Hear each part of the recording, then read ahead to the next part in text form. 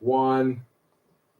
Hello and welcome to the Dear Old State update brought to you by Penn State Sports Night. I'm Jenna Wisman alongside Jeremy Rose to bring you the latest of Penn State sports. Over the past few weeks, our beat writers have experienced everything from James Franklin's firing to the start of a new regime inside Pagula Ice Arena.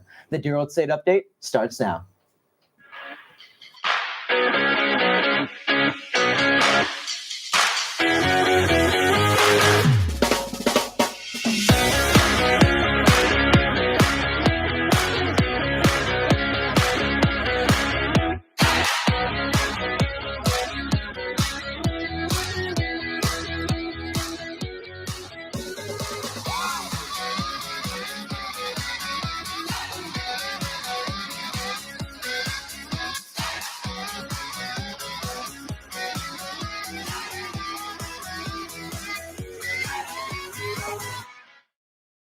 This weekend marked not only the start of a losing streak, but the end of the James Franklin era in Penn State. Amanda Vogt and Nolan Collery are in the studio to break down the rough weekend and provide some updates about the future of Penn State football. Yesterday afternoon, Penn State announced that James Franklin had been fired. The decision was made by Pat Kraft after Penn State lost to Northwestern the night before. Just 16 days ago, the Nittany Lions were ranked in the top 5. College game day took over the Old Main Lawn. The national championship title was the utmost goal. Now, it feels like Penn State will be lucky to win a bowl game. Amanda, after that loss to the Wildcats, be honest with me, did you see this coming? Was this an overreaction or was it time? I think it was certainly time based on his post-game press conference after the loss to Northwestern. It would be very foolish for Penn State to put him behind the mic again for a Monday press conference. He comes into the room, walks in very slowly, and I felt like he took a look at every single one of those people. When normally he walks in pretty quickly, all business, goes right into it. His opening statement, 1 sentence long. And then he's asked questions. When he's asked directly if he still wants to be the coach of Penn State, he dodges it. He speaks in a tone of voice that was lost, that was dejected, that had no more emotion in. A few days prior, he said to the media that it's hard to be honest with them, which is something that could be true, but not something that he would typically admit. Sure. And in the aftermath, you see players and former players going to social media, tweeting their responses. Players love this coach.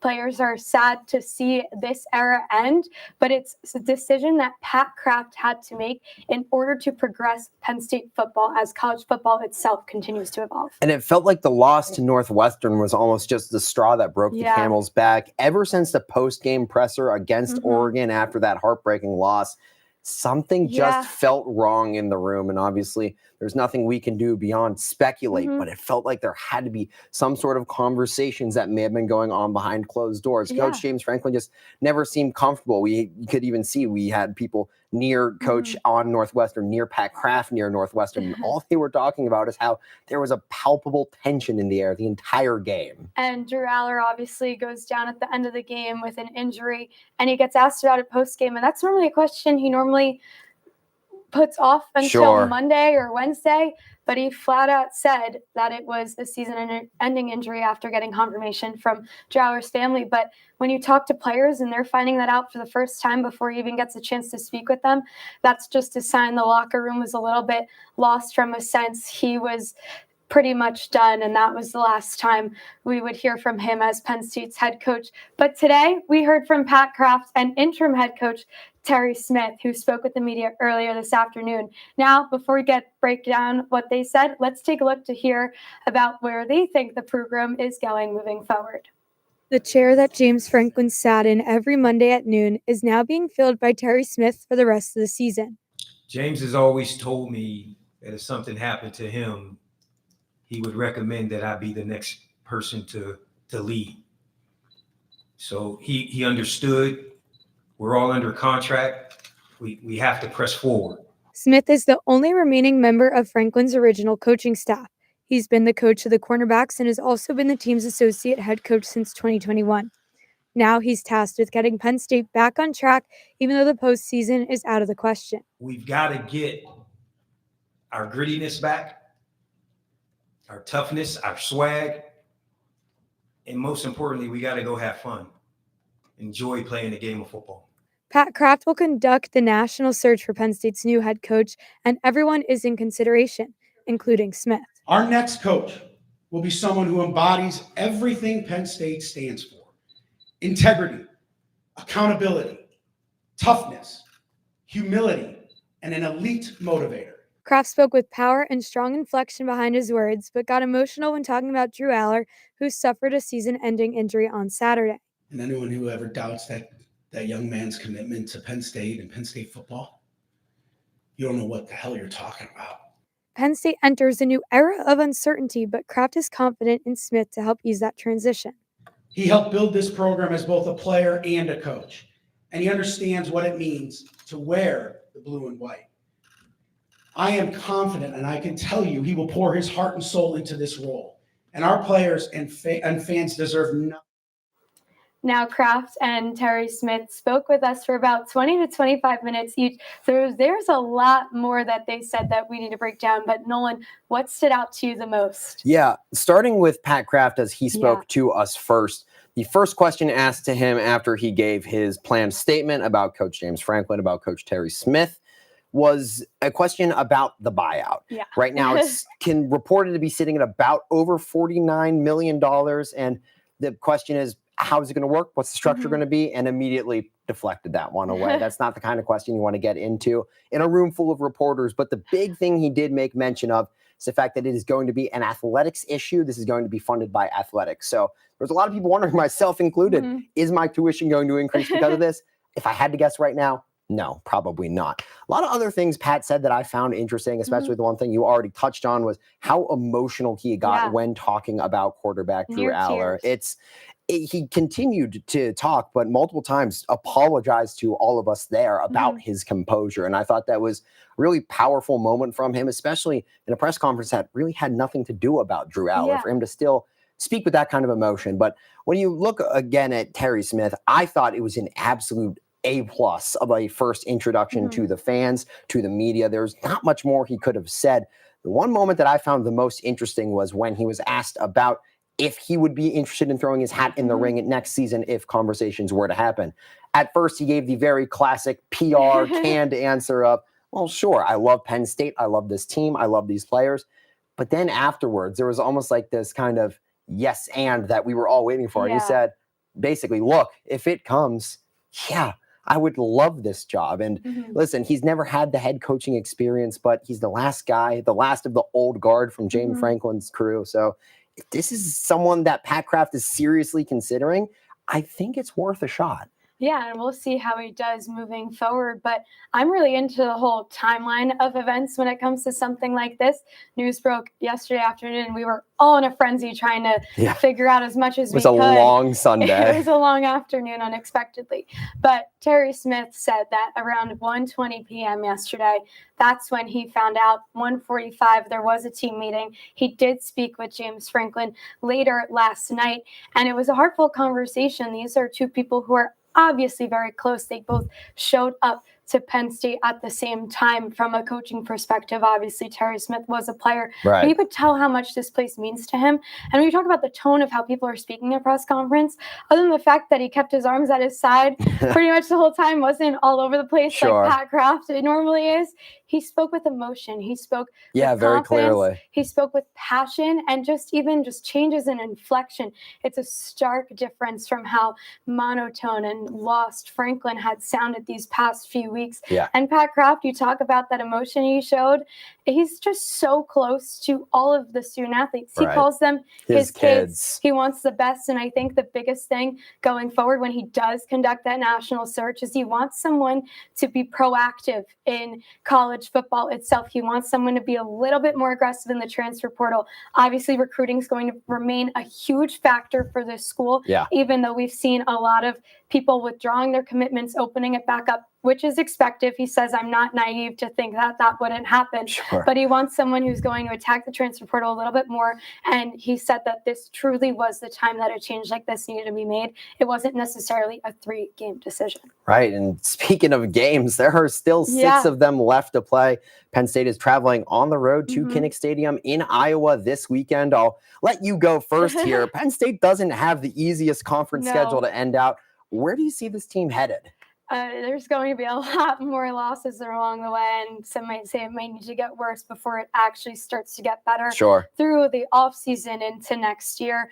But these road tests are going to be tough. Indiana is now in the top 5 of the country.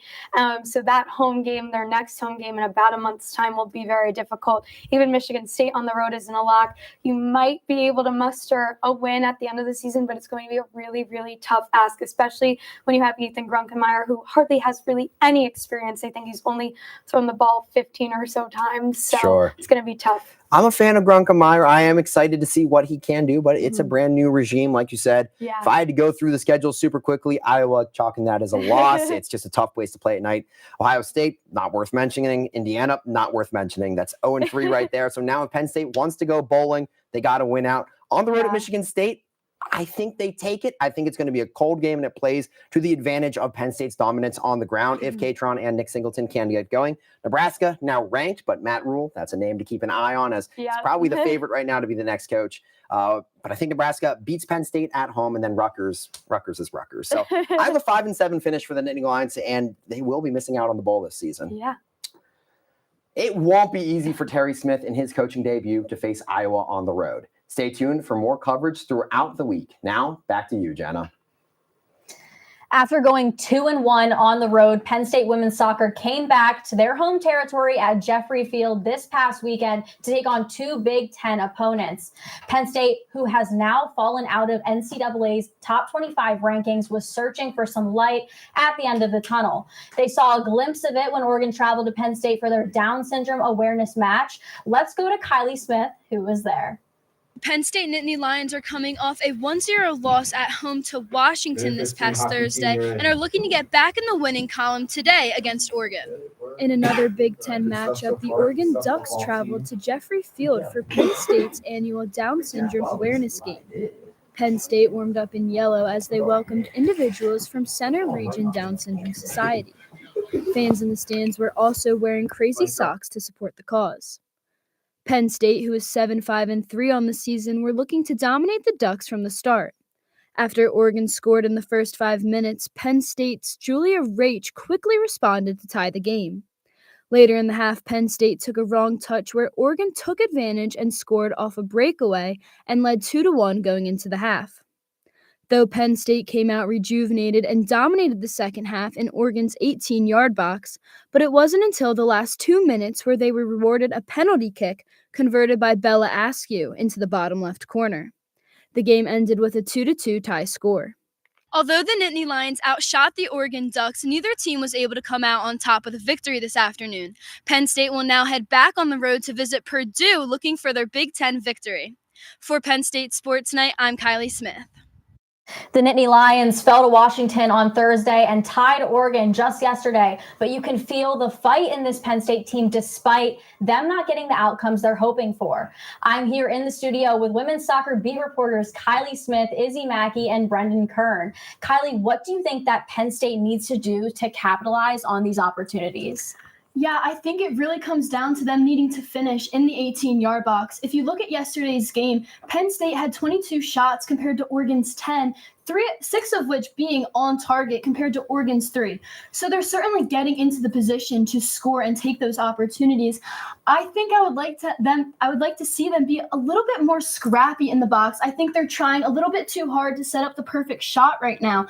I don't think that's going to be how it happens. They're taking one too many touches. I think they need to let loose, shoot when they have open space, and hopefully that will let them take advantage in these games rather than holding them back and getting their shots blocked.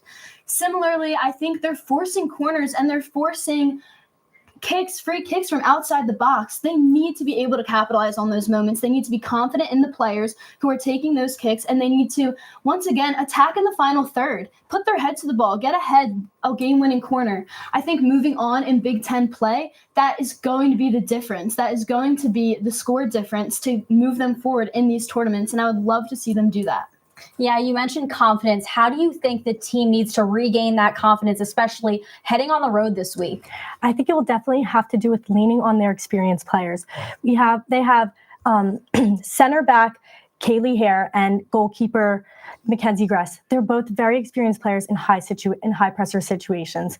They've played for U.S. national teams, ESNL championships, and last year they took Penn State very far in the postseason run. They know what they're doing, and they need to help this team go far, and I think that they can.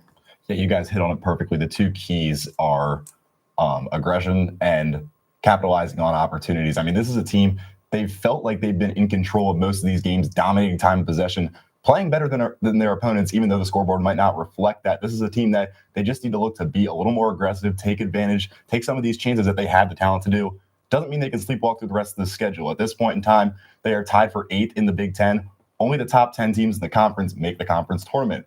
They had good wins against Northwestern and Rutgers, and even the Washington loss is something you can hang your hat on. But these games against Purdue, Indiana, and Ohio State, absolutely going to change their postseason outlook. Yeah, leadership is really important. So how can the team lean on veteran players to help in the home stretch of the season? Yeah, I think where it starts is the coaching staff, which is honestly the best of the best, specifically head coach Erica Dumbach.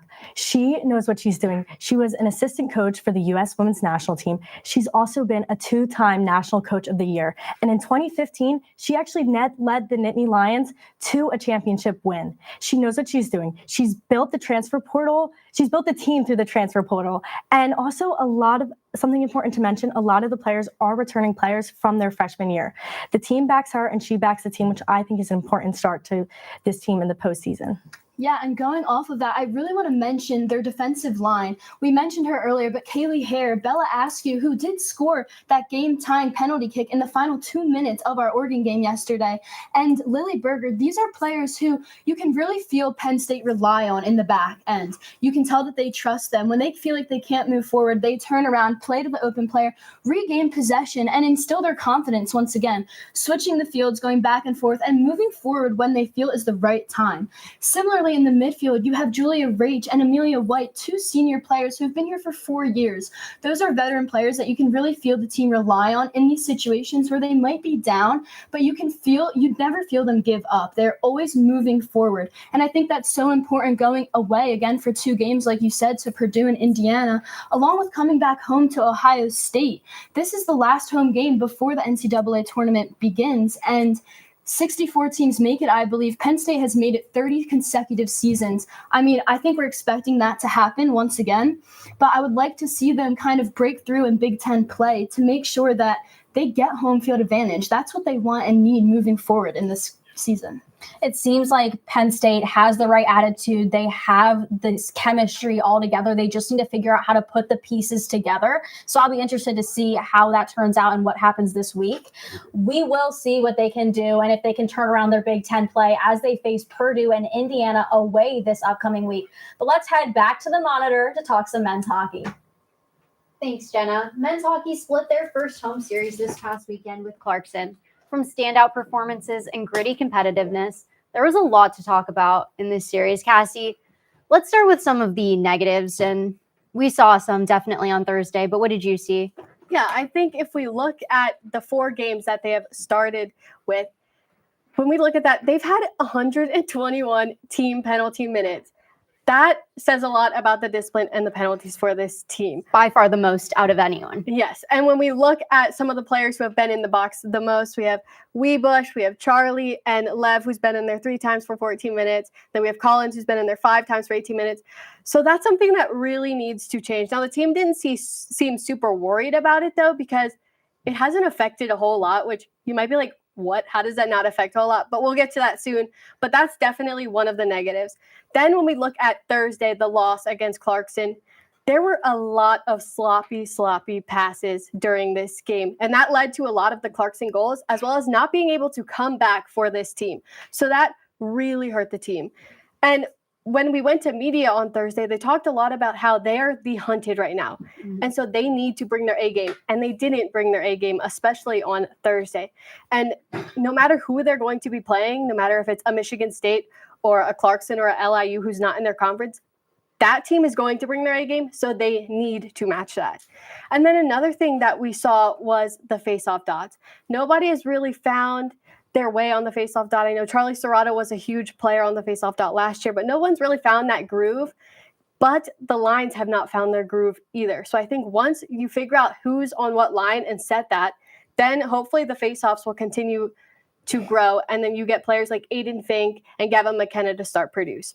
Yeah, Coach definitely talked about that in face-offs. They're still trying to work out some kinks. I mean, we're only 4 games into the series, but also those penalties, Lev talked about it.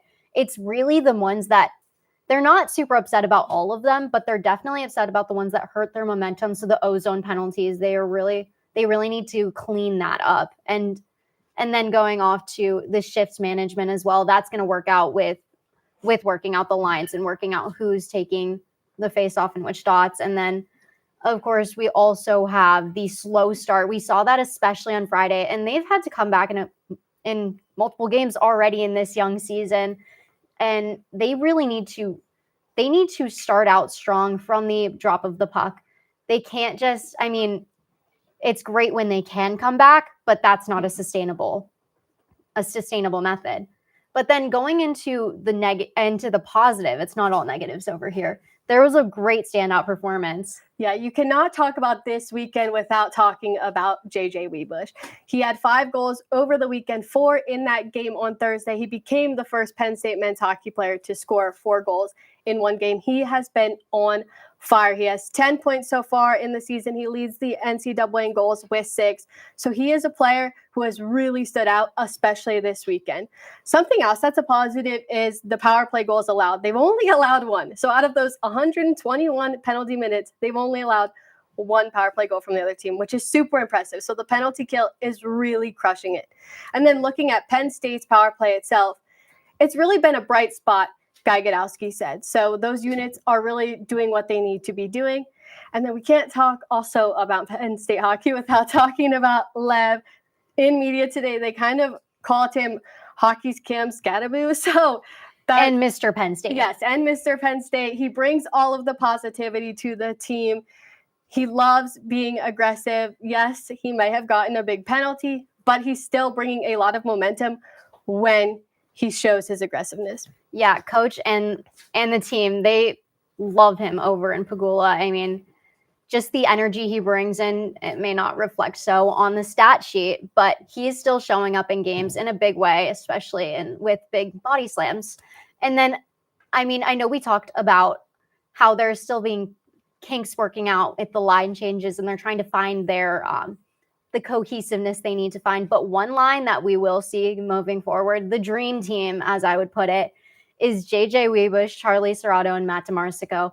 That line had 6 goals in this past series. And I mean, 5 of them were JJ Webush, but they have been such a great unit to watch, and they've been so important for this team. And coach talked about it. They have great synergy, and they just love to play together. They have fun no matter what the situation is, whether in Pagula with a packed crowd or in practice with no one there. They just love to play together. And then Charlie and JJ have been such key pieces in this Penn State, in the ozone especially. I mean, they are 1 and 2 in the rankings in points. Charlie with 11 and JJ with 10 this season. And then going back to that penalty, you touched on how good they are at kills. I mean, with only 1 goal allowed, but also the momentum that penalty kills give them. We saw it especially on Friday's match. I mean, that 5-minute major with Ben Schoen. Before that, they hadn't really found a stride together. That was another slow start for them. But during that penalty kill, they really needed to work as a unit to get through that 5-minute major, and they did. I mean, Josh Fleming had some great saves. We had Reese Lawback.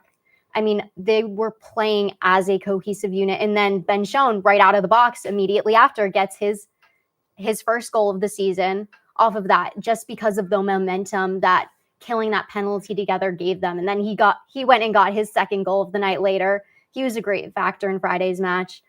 And then also, we have to talk about Josh Fleming's first career start. He had a fantastic start, aside from 2 early goals, one on which he was just left out on the dust a little bit, but he still had a great start. And I mean, the goalie position is still very much up for grabs. But moving forward, Penn State is back at home this weekend. They're facing Long Island University. So what do they need to do to keep improving and keep doing the things that they're doing well, as well as improving on the things that they're not doing well to sweep this series? Yeah, Gadowski told us today that LIU is going to be a physically tough game. They're a big, strong team, and so that's going to make it really tough for the Nittany Lions. Now, one of the big things that they have to do, stay out of the box.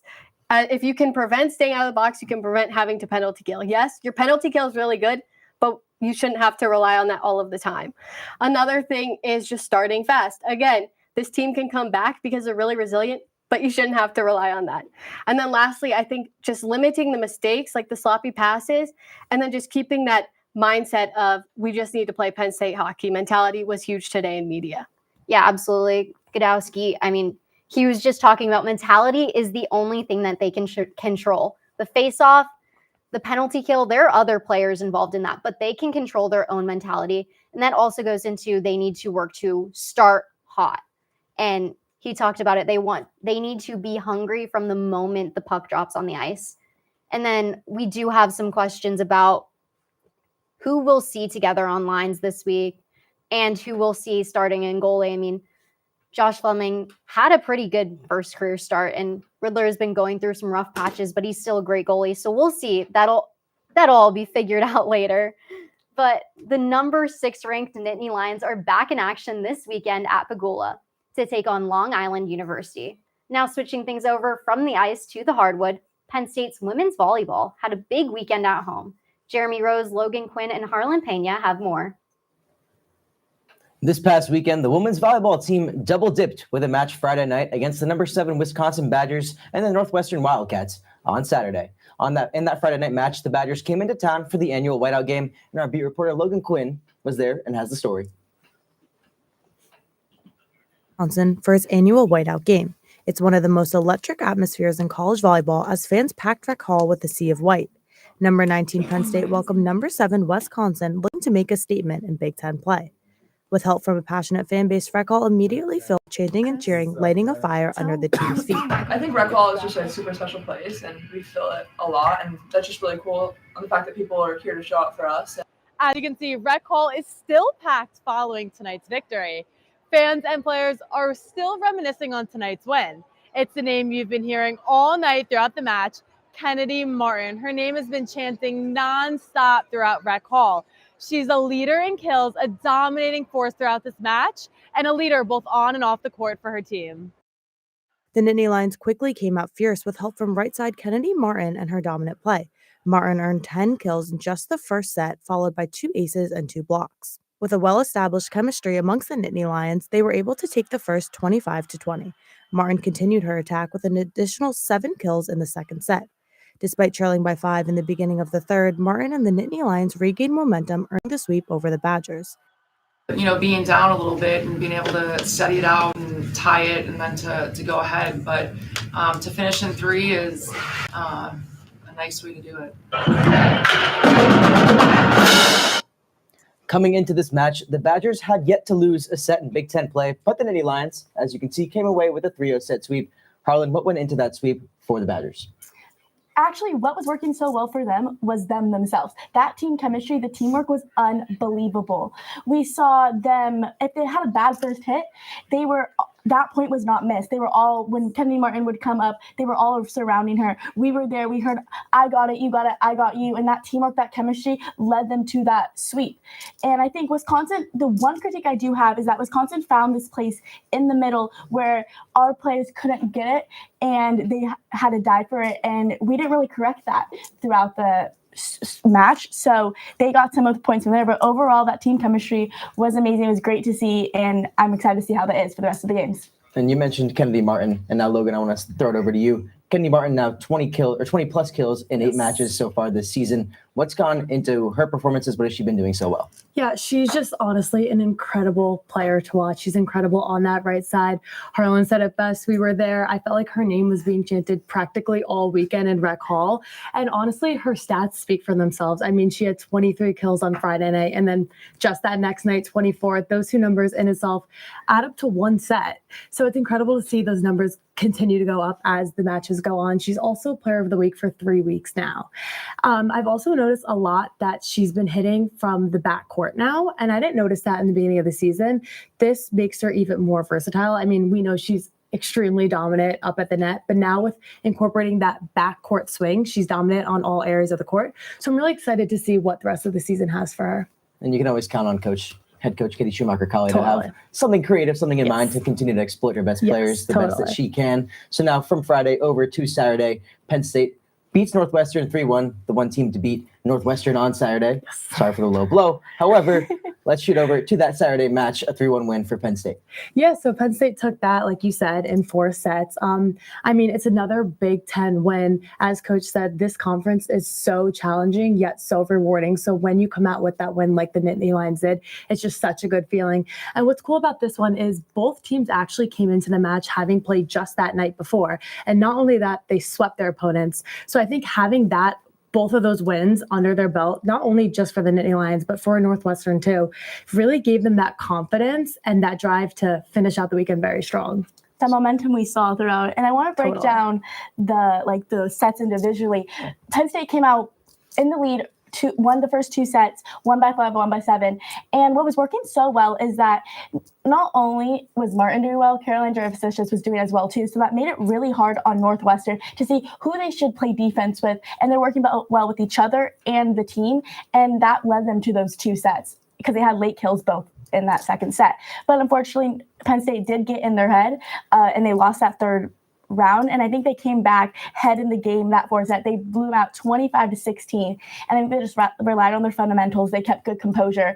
They're showing that they won't, if they lose a set, they're not going to lose the next one. They're going to win it there, treat each set as its own, and relied on each other, and that was great to see. Yeah, so you get a 2-0 series sweep on the weekend, wins on both Friday and Saturday. Set you up pretty well as a team, but where does this weekend kind of leave Penn State as they head into their matches next week? Yeah, I kind of feel like this weekend proved us wrong in a sense. I mean, we've spent so long talking about how there's a lack of chemistry on the court. Those relationships, those connections just aren't there. But honestly, after this weekend, they seem like they really clicked. I mean, we spend so much time talking about Kennedy Martin, and she deserves all the credit. But I think it's also important to highlight the rest of the team, even off the court. I mean, that energy just keeps those girls going. Like we said, volleyball is such a mental game. So having those teammates there, having those teammates both on and off the court to pick you up really helps.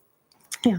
And we were there for that whiteout game against Wisconsin. The crowd was so loud. And I think that just shows how much the fans care for this team and want them to get back on that winning streak. This is their 3rd win in a row. We want to see that momentum carry on into their next couple games. And it's just showing that the players aren't just playing for themselves, but their fans. Rec Hall was packed, and that has to be a good feeling for the players. And they're kind of switching their season around. Again, proved themselves wrong. And I think that it's just relying on not only the physicality, but mentally as well. They, again, once they lost the set, they didn't lose the next set, just relying on each other. It was the biggest thing. Yeah, so now they go from playing these games at home to where they hop on the road. But you mentioned it. That's now 3 straight wins for the Penn State Nittany Lions, and they now sit at a 10-6 record overall on the season. They'll now head over to the Pacific Northwest. They'll get a doubleheader against Oregon and Washington this weekend. Now let's head over to the monitor, where Jenna's with Emily Carter, who has the latest on men's soccer. Following Penn State's matchup against King's College, the Nittany Lions fell 2-0 against UCLA while on this past weekend. The pressure is currently on for the Nittany Lions as the end of the regular season is approaching. I'm in the studio with men's soccer beat reporter Emily Carter for more insight into the remainder of their season and upcoming matches.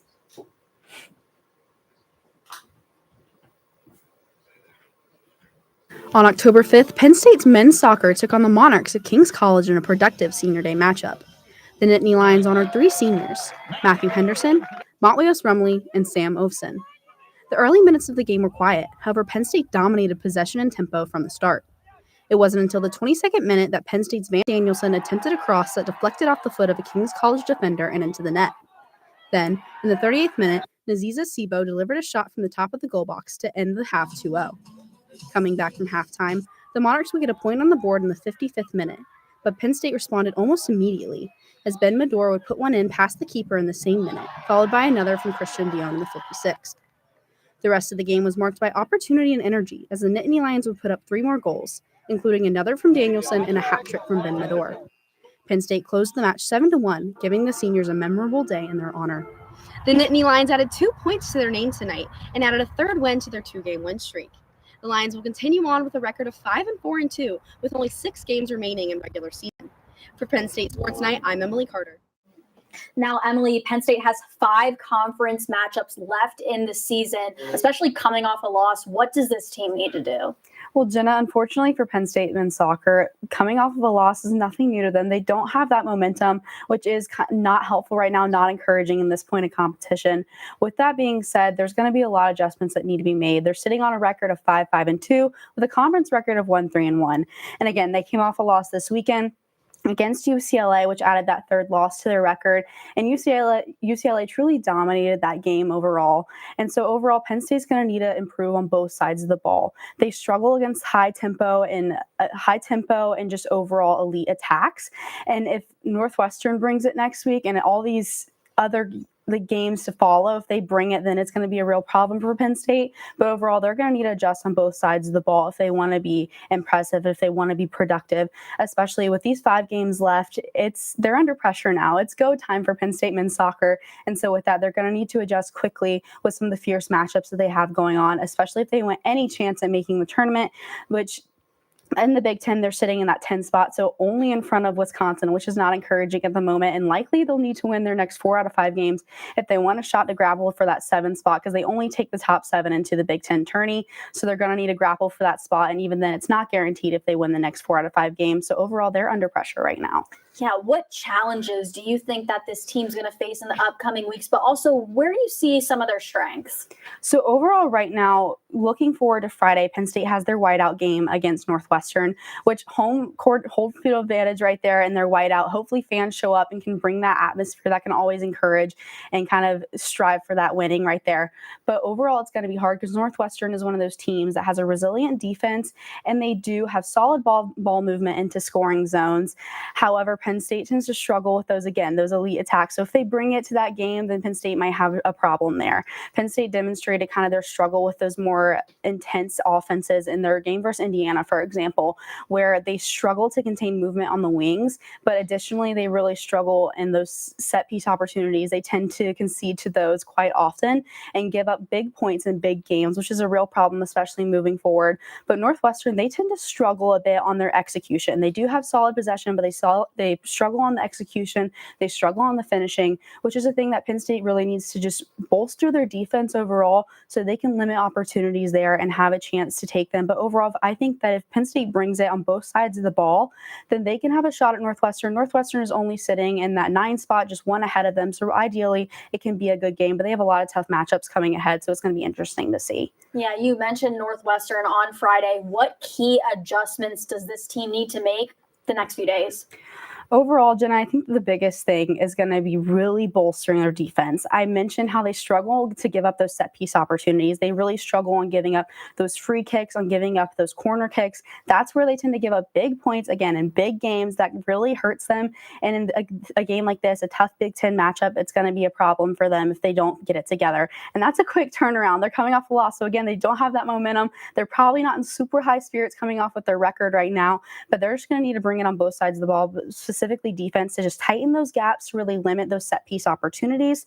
But additionally, one thing about Penn State that is amazing is that they have talent across the squad. They have goal contributors across the squad, which is something that's really encouraging. So if they can come together as a unit and really play to drive possession and really control the ball, then I think we're in good shape for Northwestern. But it'll be interesting to see, especially because they have a beast approaching, which is going to be Washington on Monday. And Washington's #1 in the nation right now, and they are just a threat on both sides of the ball. So overall, Penn State's going to have to bring it. And they have, again, I mentioned they struggle on those elite and high tempo attacks. That's going to be exposed there if they don't bring it together on both sides of the ball, but especially defensively, because Washington, again, they're a threat right there and they're dangerous. So if Penn State wants to be somewhat of a threat, or they want to be dangerous moving forward, they're really just going to have to get it together on both sides of the ball. Yeah, you're right. It's definitely a quick turnaround. They've got to get it together, both sides of the ball, get their heads in the right mind headspace. But that's all for men's soccer. We're going to take a quick break, and then we will be back with this week's Penn State sports schedule. Welcome to Culture Central. My name is Jaden Stewart. What's good, everybody? My name is Eric Pichardo, and we are your hosts, creators, and executive producers of Culture Central.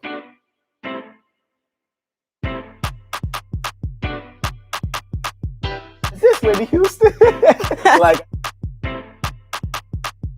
We're doing things that have never been done before. So welcome to the family. Looking into this upcoming week of Penn State sports, women's soccer travels to Purdue Thursday night. Women's hockey is back in Pegula Ice Arena Friday afternoon against Mercyhurst. And then Friday evening, Penn State field hockey takes on the Iowa Hawkeyes at home. And as you take a look, men's soccer is at home on Friday, where they'll look to take down Northwestern. Men's hockey right below begins their series against LIU in Pegula on Friday night at 7 p.m. And then later that evening, women's volleyball plays Washington on the road in Seattle. Finally, football travels to Iowa on Saturday, where they'll face the Hawkeyes. For more content, be sure to follow us on Instagram and X. Look for weekly sports updates and packages here on YouTube. And for everyone behind the scenes, we've got our beat reporters, producers, and for Jeremy Rose, I'm Jenna Wisman. Have a great night.